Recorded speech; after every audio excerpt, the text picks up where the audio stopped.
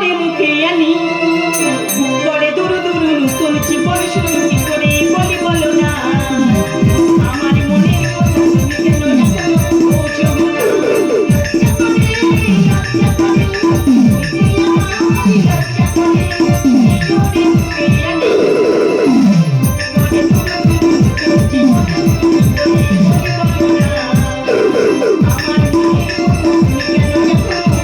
বুঝো না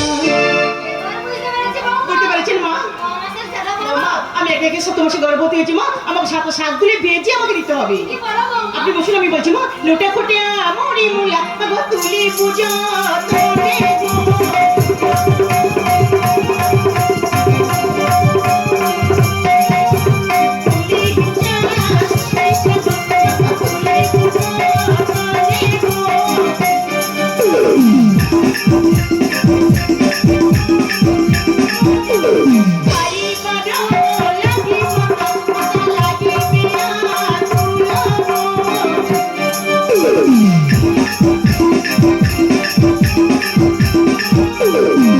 এসব শাক তুলে ভেজে আমাকে দিতে হবে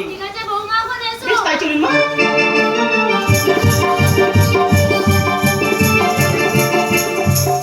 কোকিল পক্ষী বলো মা। দয়াবতী একে একে সপ্তম মাসের গর্ভবতী হয়েছে সে তার শাশুড়ির নিকটে শাকের ভাজা খাবে তুমি সেখানে যাবে দেখবে তোমার দেয় কিনা বাবু কয়েক যদি আমাকে সাজ না দেয় তাহলে আমি কি করবো বলো মা। যদি না দেয় তুমি আমার কাছে ফিরে আসবে আমাকে আশীর্বাদ করো মা, আশীর্বাদ করো। বেশ আমি তোমায় আশীর্বাদ করলাম জয় হয়ে ফিরে এসো তুমি জয় হয়ে ফিরে এসো